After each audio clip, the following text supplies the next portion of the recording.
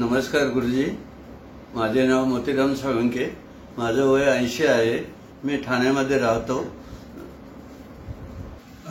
2020 मध्ये मी आंतरयुग संस्थेचे गणेश विद्या शिबिर व पितृऋण मुक्ती शिबिर केलेलं आहे आणि यामध्ये माझ्यात जो काही बदल झालेला आहे तो माझा मुलगा संजू कुमार साळुंखे आपणास व्यवस्थित सांगेल.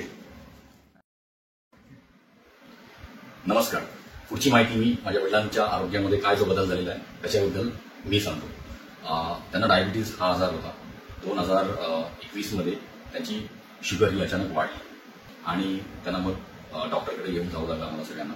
आणि तिथे डॉक्टरांनी तपासल्यानंतर इतकी वाढली होती की डॉक्टरांनी म्हटलं की आता गोळ्यांवरही कंट्रोल होणार नाही आणि मग त्यांना इन्शुलिन जे आपण इंजेक्शनच्या स्वरूपामध्ये रात्री जेवल्यानंतर तुम्ही रोज ते घ्यायचे असं त्यांनी सांगितलं. 6 युनिट्स साधारणपणे घ्यायला सांगितले होते. 8 युनिट्स होते. 8 ते 6 युनिट्स हे रोज तुम्ही नियमित घ्यायचे. हे 2021 जुलैमध्ये सुरू झाले आणि संपूर्ण त्यांनी 1 वर्षभर मध्ये मग आम्ही पुन्हा एकदा 6 महिन्याने चेक केलं तेव्हा त्यांनी डॉक्टरांनी थोडी त्यांचे युनिट्स कमी केले. ते 4 युनिट्सवर आले होते पण ती सतत ही चालू होते आणि 2022 पर्यंत हे इन्शुलिन ते रोज नियमित घ्यायचे. मागच्या वर्षी परत त्यांची शुगर थोडीशी कमी झाली. त्यांना घरामध्ये चक्कर आली. आम्ही अचानक परत डॉक्टरकडे घेऊन गेलो. डॉक्टरांनी म्हटलं तुम्हाला ऍडमिट व्हावं लागेल. तर शुगर की कमी झाली. त्यांना घाम आला होता. त्यांची जीभ वळली होती. तर त्यांना ऍडमिट करून घेतलं. ऍडमिट केल्यानंतर नॉर्मल सगळं काही केल्यानंतर त्यांची शुगर मॉनिटर केली. शुगर मॉनिटर केल्यानंतर डॉक्टरांनी सांगितलं की आता आपल्याला इन्शुलिनची आवश्यकता नाही आहे. त्यांना शुगर त्यांची आता आधीच खाली गेलेली आहे. आता जी वाढती शुगर होती ती आता नियंत्रणामध्ये आलेली आहे. मग ते इन्शुलिन त्यांचं हे इंजेक्शन जे होतं ते बंद केलं. त्यांना एक साधारण आता एक गोळी खायला जी दिली आहे ती आता ते खात आहेत. तर हे घडलं मागच्या गुरुपौर्णिमेच्या थोड्या आधी आणि मग त्याच्यामध्ये जो बदल झालेला आहे तर आता 1 वर्ष जवळजवळ झालेलं आहे.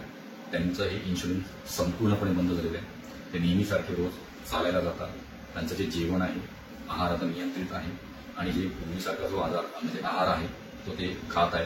थोड्या प्रमाणात ज्या काही गोष्टी आहेत गोड एकदम संपूर्ण बंद झालं पण थोडंच जे काय आहे ते सर्व काही सुरू आहे आणि नियमित रोज ते गणेश विद्याची साधना पितृमुक्ती शिबिराची साधना आणि रात्री ते महामृत्युंजय मंत्र देखील करतात. आणि त्याप्रमाणे त्यांच्यात जो हा 1 वर्षामध्ये जो काही बदल झाला तर ते स्वतःच म्हणतात की फक्त निवळ गुरुकृपा आहे.